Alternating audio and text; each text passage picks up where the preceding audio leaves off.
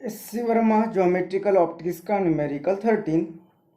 A converging mirror M1, a point source S and diverging mirror M2 are arranged as shown in figure. The source is placed at a distance of 30 cm from M1. The focal length of each of the mirror is 20 cm.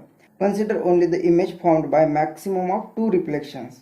It is found that one image is formed on the source itself. A और B part करने हैं तो A part में कहा है find the distance between the two mirrors. तो यहाँ पे इस तरह से फिगर दी हुई है। फिगर में A होगा, इसके बाहर की साइड में कोटिंग किया मतलब A इनसाइड रिफ्लेक्टिंग सरफेस होगा, मतलब कॉन्वर्जिंग मिरर M1 कहा है उसे, इसे M1 कहा है।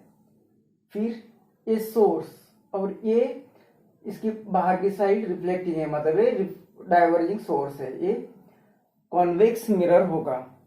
तो इस तरह से उनकी अरेंजमेंट दी हुई है। और ये जो सोर्स है वो कहा है कि मिरर M1 से 30 सेंटीमीटर पे होगा। और यहाँ से कितना डिस्टेंस है वो नहीं दिया है, लेकिन दोनों के बीच में डिस्टेंस जो होगा वो हमें फाइंड करना है कंडीशन के ऊपर, मतलब इनके बीच में डिस्टेंस हम x मान लेते हैं, तो ये d फाइंड करना है। और किस तरह से फाइंड करना है कि यहाँ पे 2 बार ही रिफ्लेक्शन होगा, मतलब और दोनों की फोकल लेंथ दी है 20 सेंटीमीटर। तो ये M1 M2 लिखा है ऑलरेडी। तो सपोज ये सोर्स है, मतलब ये ऑब्जेक्ट है, तो ये इसके रेज यहाँ पे चले जाएगी, इसकी इमेज फॉर्म होगी कहीं पे यहाँ पे। फिर ये इमेज इसके लिए ऑब्जेक्ट एक्ट होगी।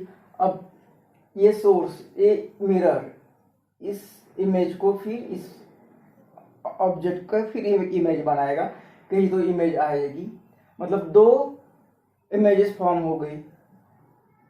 फिर ये इसकी जो इमेज है ये इसके लिए ऑब्जेक्ट होगी, तो इसके और एक इमेज बनेगी, ऐसे बहुत सारी इमेजेस बनेगी। तो हमें कहा है कि ऐसा नहीं होगा, सिर्फ 2 बार ही रिफ्लेक्शन होगा, मतलब यहाँ पे मल्टीपल रिफ्लेक्शन हो रहा है इमेज का। एक इमेज दूसरे मिरर के लिए ऑब्जेक्ट बन रही, फिर उसकी इमेज फॉर्म हो रही, फिर वो इमेज दूसरे ऑब्जेक्ट मिरर के लिए ऑब्जेक्ट बन रही, फिर रिफ्लेक्शन हो रहा है। तो यहाँ पे कहा कि 2 बार ही रिफ्लेक्शन होगा और एक ही इमेज फॉर्म होगी और वो सोर्स पे ही होगी।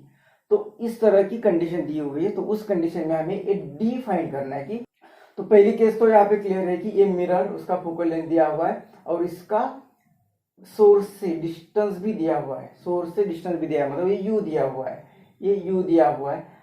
तो पहले तो हम क्या करेंगे, इस मिरर के कारण इस ऑब्जेक्ट का इमेज कहाँ पे बनेगी ये फाइंड करेंगे।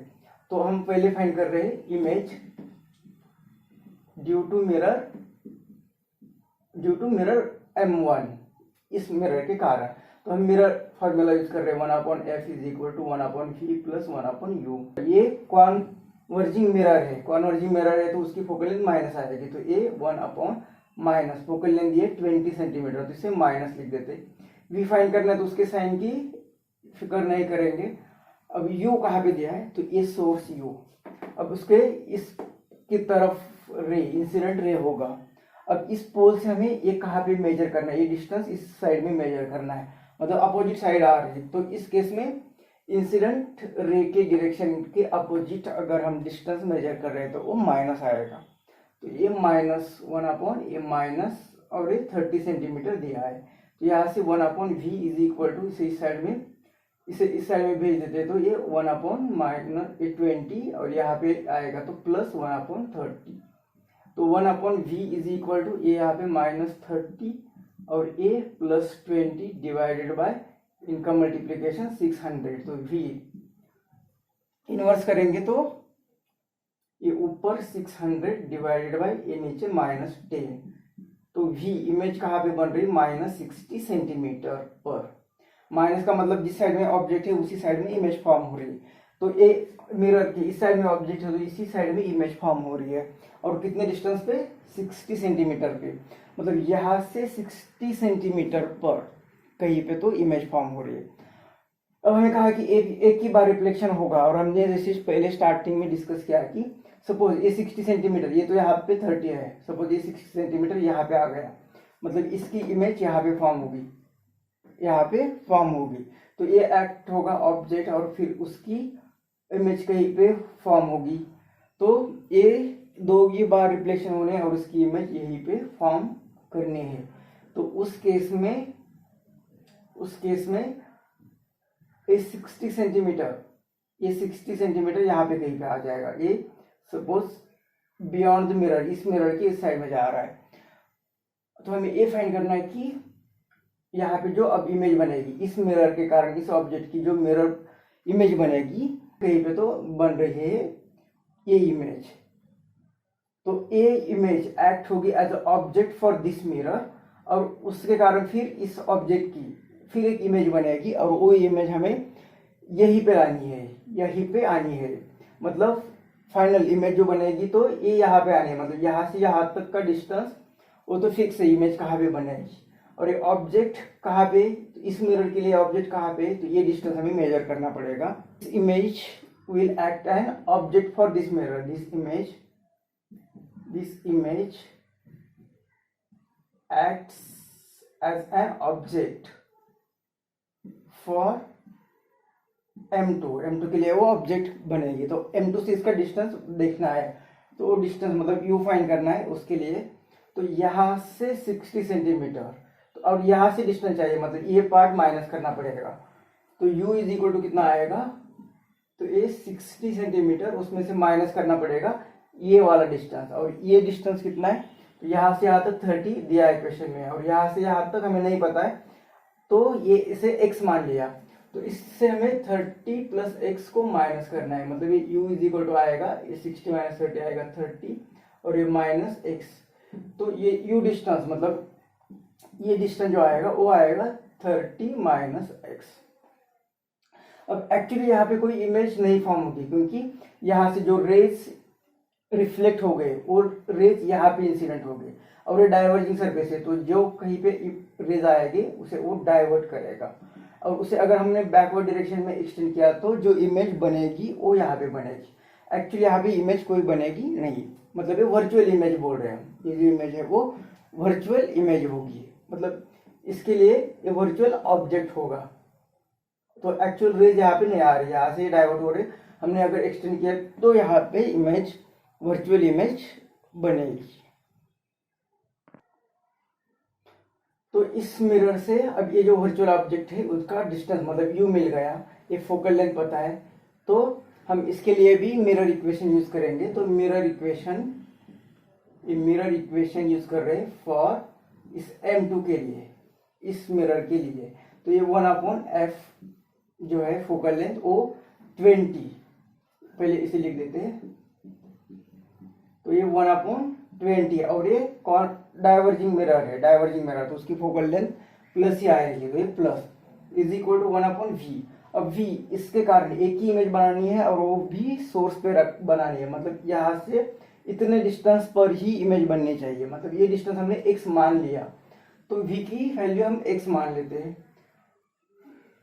अब उसका साइन, तो हम ये जो साइन है, इस साइन इस साइड में आएगा, तो उसे माइनस ले लेते, प्लस 1/u, u की वैल्यू अब ये फाइंड की 30 minus x, 30 minus x, 1/20 is equal to ये -1 यहाँ पे, तो ये माइनस यहाँ पे 30 और minus minus plus x, plus ये x यहाँ पे divide by 30 into x, 30x, ये माइनस x स्क्वायर, ये कितना आ रहा है 1/20 इज इक्वल टू ये -30 plus x 2x upon 30x minus x square, इनका क्रॉस मल्टीप्लिकेशन करते तो ये 30x माइनस x स्क्वायर, ये 1 के साथ मल्टीप्लाई किया तो इसके साथ ही मल्टीप्लाई करेंगे, तो ये -30 के साथ 20 का मल्टीप्लिकेशन, ये आएगा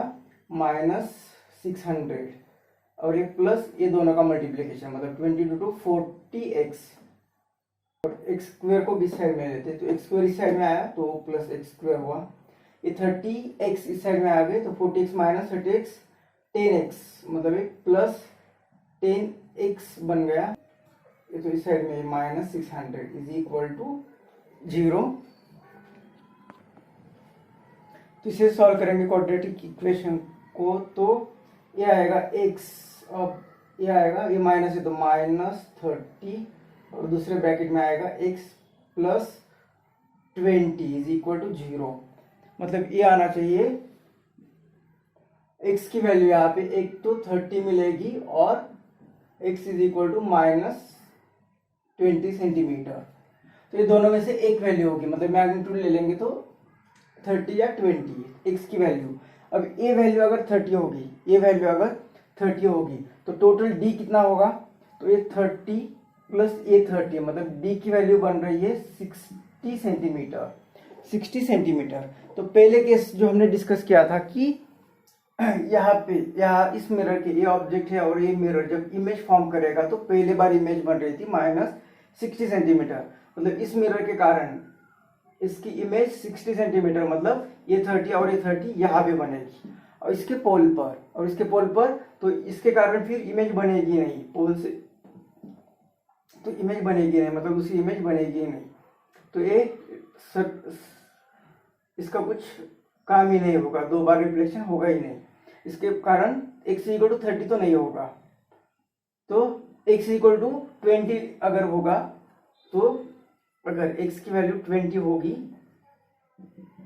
तो ये 30 प्लस ये 20, d की वैल्यू आएगी 50, d की वैल्यू आएगी 50, मतलब यहाँ पे जब 60 सेंटीमीटर पर इमेज फॉर्म हो रही थी, ये इमेज जो होगी वो वर्चुअल इमेज जो बन रही थी इसके बाहर जा रही थी, इसीलिए तो वो वर्चुअल ऑब्जेक्ट उसने एक्ट किया, अदरवाइज इस साइड में होता तो मल्टीपल रिफ्लेक्शन बन जाते।